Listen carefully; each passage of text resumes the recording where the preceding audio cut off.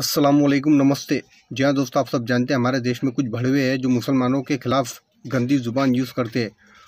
उनको देख के कुछ हमारे देश में अब रांडा भी है जो वीडियो बना रहे हैं मुसलमानों के ख़िलाफ़ और मुसलमानों को अपनी औकात बता रहे हैं। और वो कहते हैं मुसलमान की औकात सिर्फ पंचर बनाने की है। तो इस रंडी को पहले आप ये रंडी देखिए कौन है। ये जो रंडी है, ये रंडी को मैं यही कहना चाहूँगा कि मुसलमानों का इतिहास तुझे पता नहीं, इसीलिए मैं तुझे वीडियो बताना चाहता हूँ मुसलमानों का इतिहास। तो आप ये वीडियो को देखिए। आप दिल्ली और आगरा जैसा शहर मुसलमानों के बगैर भारत रॉकेट टेक्नोलॉजी से भी महरूम रहता, क्योंकि इसे बनाने वाला टीपू सुल्तान एक मुसलमान था। आपको ये जानकर शायद हैरानी हो कि अखंड भारत का निर्माण मुसलमानों ने ही किया था। देश के तिरंगे झंडे को डिजाइन करने वाली महिला सुरैया तैयब जी एक मुसलमान थीं। दिल्ली, आगरा, लखनऊ, हैदराबाद, औरंगाबाद जैसे मशहूर शहर मुसलमानों ने ही बसाए थे। ये दुनिया के 7 अजूबों में भारत के ताजमहल का नाम भी आता है, जिसका निर्माण शाहजहां ने करवाया था। मुस्लिम शासकों ने भारत में 6 लाख से भी अधिक इमारतें बनवाई, जिनसे हर साल भारत सरकार अरबों रुपये की कमाई करती है। इन सभी जमीनों का लेखा जोखा वक्फ बोर्ड रखता है। सिर्फ ताजमहल से ही भारत की हर साल अरबों रुपये की कमाई होती है। मुसलमानों की हुकूमत में भारत सोने की चिड़िया कहलाता था। मुसलमानों के बगैर भारत कभी भी परमाणु संपन्न देश न बन पाता, क्योंकि एक मुसलमान APJ अब्दुल कलाम ने ही भारत का परमाणु बम बनाया था। भारत आज भी मुसलमानों के दिलों में बसता है। मुसलमान इस देश के लिए अपनी जान भी दे सकते हैं।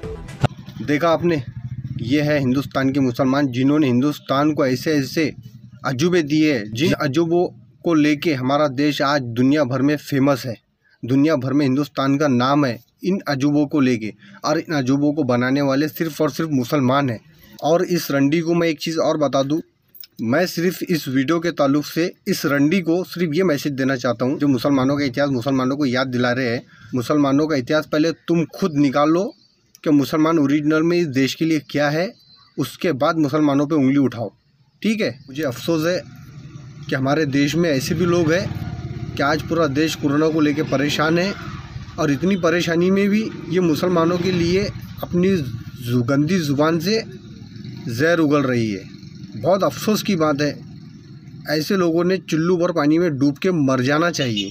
अगर ये कुछ अच्छा मैसेज देती, अगर ये ऐसा कहती कि इस देश में मुसलमान बहुत बढ़ चढ़ के मदद कर रहे हैं, कोई पैसों से कर रहा है, कोई एम्बुलेंस से कर रहा है, कोई ऑटो से कर रहा है, कोई अपनी जान से कर रहा है, बहुत सारे मुसलमानों की कुर्बानियाँ पूरे देश में हर कोई देख रहा है। अगर ये उनके बारे में बोलती तो बहुत अच्छा होता। और हमें ये मत सिखाऊं कि हिंदुस्तान के मुसलमानों की दूसरे देशों में इज्जत नहीं होती है।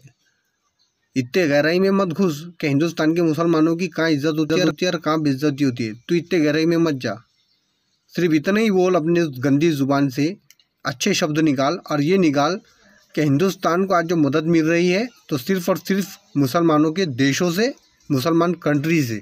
और ये जो तू बोलती है हिंदुस्तान ने भी बाहर देश में दिया, क्या दिया हिंदुस्तान ने बाहर देश में? कौन सी गोली दवा दी थी हिंदुस्तान ने बाहर देश में? कोरोना तो सिर्फ हिंदुस्तान में ही है।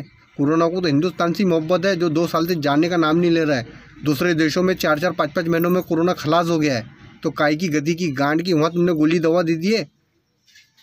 गोली दवा तो हमको मिल रही है, ऑक्सीजन तो हमको मिल रही है, पैसा तो हमको मिल रहा है।